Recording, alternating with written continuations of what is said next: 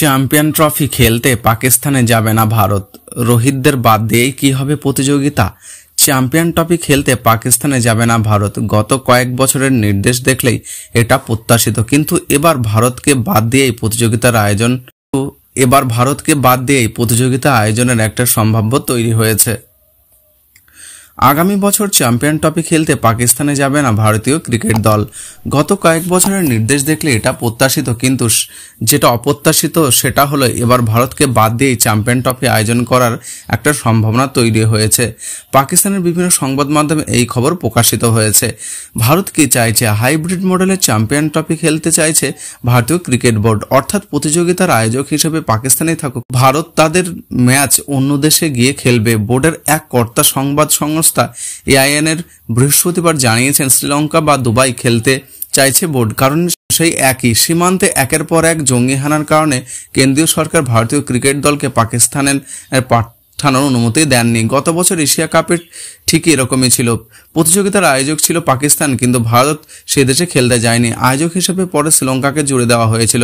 ভারতের সব ম্যাচই হয়েছিল শ্রীলঙ্কায়। পাকিস্তান মূল আয়োজক হলেও 13টি ম্যাচের মধ্যে প্রায় 4টি ম্যাচ সে দেশে হয়, ফাইনাল সহ 9টি ম্যাচ হয় শ্রীলঙ্কার। নিরুপায় পাকিস্তান। গত বছর ভারতের দাবি মেনে নেয় পাকিস্তান বোর্ড। তাদের আর কোনো উপায়ও ছিল না। আর্থিক দিক থেকে ভারতের ধারে কাছে নেই তারা, ফলে আইসিসি বিশ্ব ক্রিকেটের নিয়ামক সংস্থা তাদের প্রভাব খুবই কম। শুধু তাই নয়, আইসিসি খুব ভালো করে জানে ভারতকে ছাড়া তারা চলবে না। আইসিসি সারা বছর যে টাকাটা লাভ করে তার সিংহভাগ আসে ভারতীয় ক্রিকেট বোর্ড থেকে, ফলে বিশ্ব ক্রিকেটে ভারতের ছড়ি ঘোরানো সুবিধা হয়। দেশে বসে থাকে কবে তাদের নিজেদের দেশে ভারতের বিরুদ্ধে সিরিজ আয়োজন করবে, কারণ রোহিত শর্মা, বিরাট কোহলিদের, রাজারদের অন্য যে কোনো ক্রিকেটার থেকে অনেক বেশি, ফলে ভারতের বিরুদ্ধে খেলতে বিজ্ঞাপন বা সম্প্রচার থেকে যে আয় হবে অন্য কোনো দেশের বিরুদ্ধে খেলে তা ধারে কাছে পৌঁছানো সম্ভব হবে না।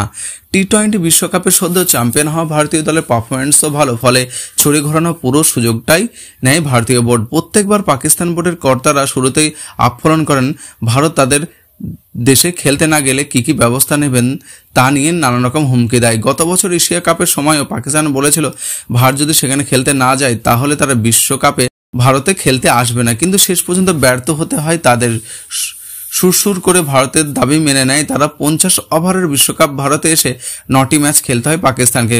মুখ রক্ষার জন্য পাকিস্তানের শেষ একটি দাবি করেছিলেন, এদেশের 2টি কেন্দ্রে তারা খেলবে না, সেই দাবিও ভারত উড়িয়ে দেয়।